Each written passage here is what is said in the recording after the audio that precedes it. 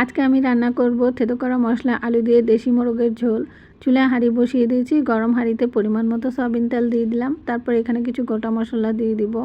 তো এখন আমি দিয়ে দিলাম এলাচ, তারপরে দিয়ে দিলাম লং, তারপরে দিয়ে দিব দালচিনি, তারপরে দিয়ে দিব সাদা গোলমরিচ, তারপরে তেজপাতা দিয়ে হালকা করে একটু ভেজে নেব, এতে মশলার ফ্লেভারটা খুব সুন্দর আসবে। তারপরে ভেজে নেওয়ার পরে এখন এখানে আমি দিয়ে দিলাম থেতো করা আদা, দিয়ে দিলাম থেতো করা রসুন। তারপরে ভালো করে মশলা তেলের সাথে আদা রসুনগুলোকে আরেকটু সময় নিয়ে ভেজে নিব। তো খুব ভালোভাবে ভেজে নেওয়া হয়ে গিয়েছে। এখন এখানে দিয়ে দেবো পেঁয়াজ কুচি দিয়ে ভালো করে মশলা তেলের সাথে পেঁয়াজগুলোকে আরেকটু সময় নিয়ে ভেজে নিব। তো এই যে এখন আমি নেড়েচেড়ে ভেজে নিচ্ছি।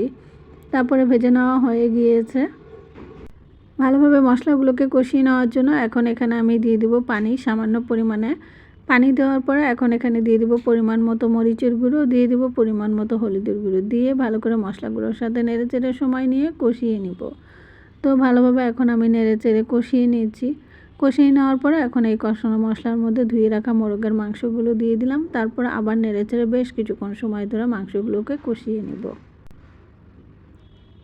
সময় নিয়ে মাংসগুলো খুব ভালোভাবে কষানোর পর এখন এখানে স্বাদ মতো লবণ দিয়ে আবার আরেকটু নেড়েচেড়ে ভালো করে লবণের সাথে মিশিয়ে কষিয়ে নিব।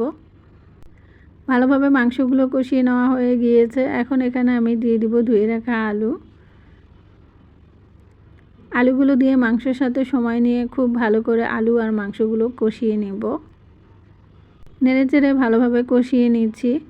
কষিয়ে নেওয়া হয়ে গিয়েছে। এখন এখানে আমি দিয়ে দিব ঝোলের জন্য পানি দিয়ে নেড়েচেড়ে ভালোভাবে মশলা পানির সাথে মাংস আলুগুলোকে মিশিয়ে দিব। তারপরে হওয়া পর্যন্ত অপেক্ষা করব। যখন হয়ে এসেছে তখন এখানে আমি ঘরে তৈরি করা ভাজা মশলার গুঁড়ো দিয়ে দিলাম। মিক্স মশলার গুঁড়ো দিয়ে নেড়েচেড়ে আরেকটু হওয়া পর্যন্ত অপেক্ষা করব।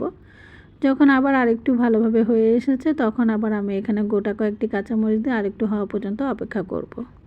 থেতো করা মশলা আলু দিয়ে দেশি মোরগের ঝোল রান্না করা হয়ে গিয়েছে আর আমি আপনাদের সাথে শেয়ার করে দেখিয়ে দিলাম।